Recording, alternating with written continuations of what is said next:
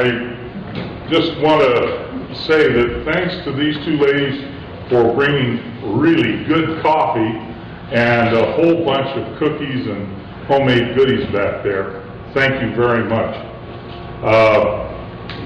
And then after our first presenter, I'm going to invite you to get up, refill your coffee cup, get some juice, water, and there are not only their goodies, but some donuts in the back.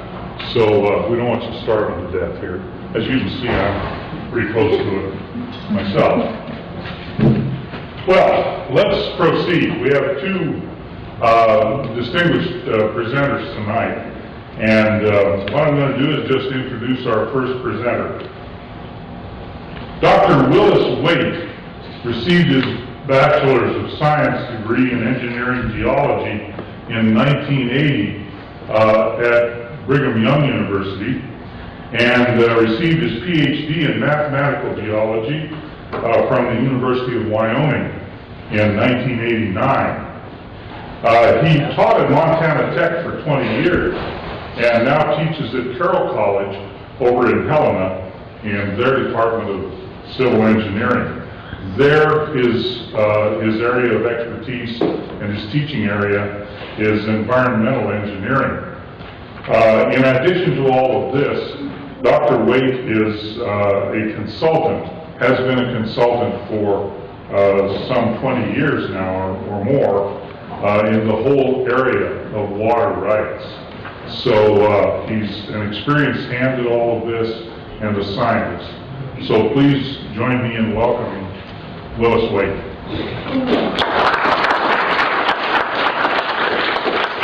Can you see the screen okay?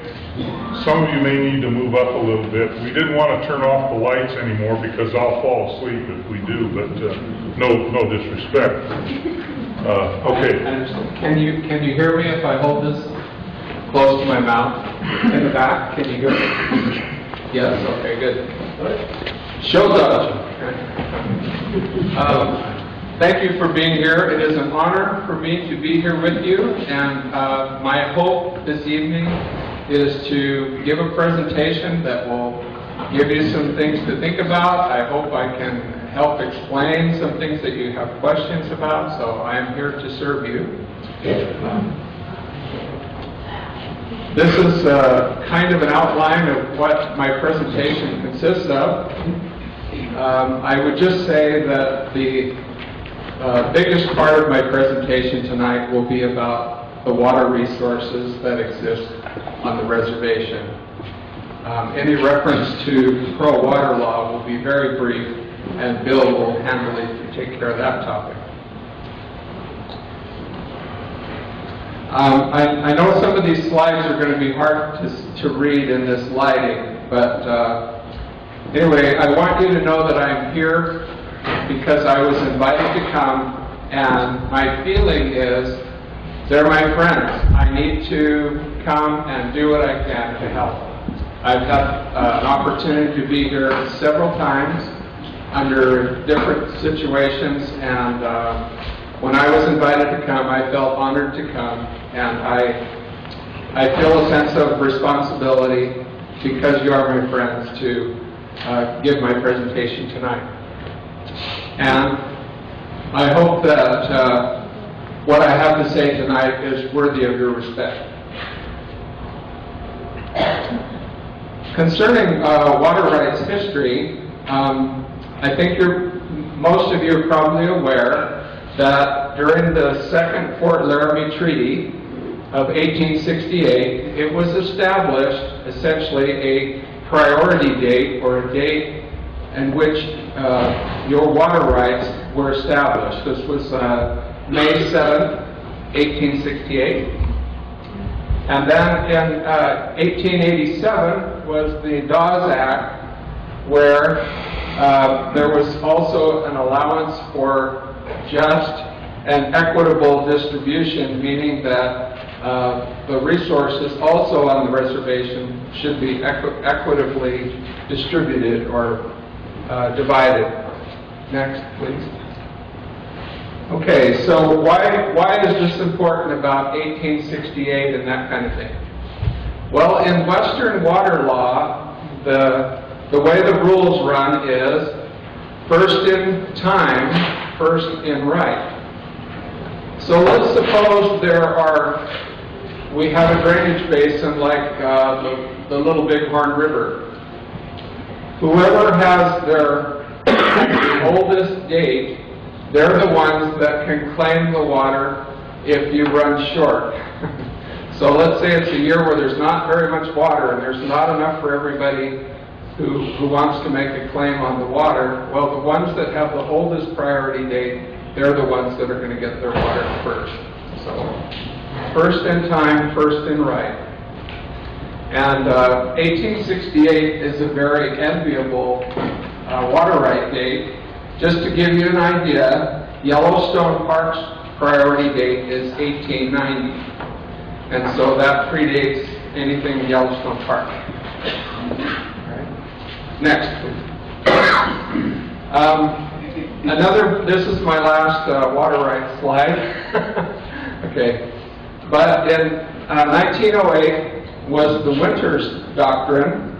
And in the Winters Doctrine, not only were individuals on the reservation allowed to make a claim for their water, and in the language it says sufficient for the purposes of the reservation, meaning that whatever you decide to use the water for, you need to have enough water for whatever purpose, and that the water rights that you have cannot be lost through non-use. I will get into this in the next slide in just a minute. While this slide is up, I also wanted to point out in 1939 there was a case where anybody who sold their water rights to non-Indians or somebody else, they also lost the water rights that were associated with those lands. And so, for example, if you go on the state website, and on the state website you look up the water rights on the Crow Indian Reservation, you will find a number of individuals who are non-Indians, but they have a priority date of 1868. And the reason they have that priority date is because Indians sold their lands, and while they sold their land, they also sold the water that was associated with those lands to non-Indians. Next, please. And the point is that once you sell your land and plus the water rights that go with those lands, they're gone. They're gone to whoever bought those. Okay, next. Okay, in the Winters Doctrine, we talked about non-use.